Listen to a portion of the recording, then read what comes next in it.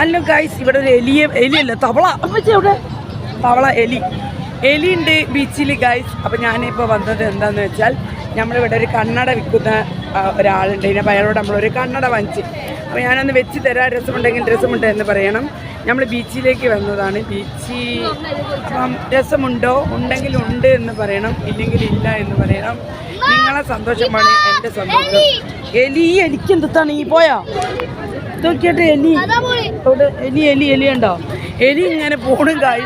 അപ്പം വേറെ ഇത് കണ്ടിരുന്നു, കണ്ണട കണ്ട്, പക്ഷെ അതിന് 200 അതിനുണ്ട്. നമ്മളതിന് പൈസ ഈ എനിക്ക് എന്ത് തന്നെ വേറെ പണിയില്ലേ എനിക്ക്. അപ്പോൾ ഗായ്സ്, ഒരു എലി നമ്മളെ പേടിപ്പിക്കാൻ നോക്കുന്നുണ്ട്. അപ്പോൾ അടുത്ത വീഡിയോമായി പിന്നെ വരെ ടാറ്റ.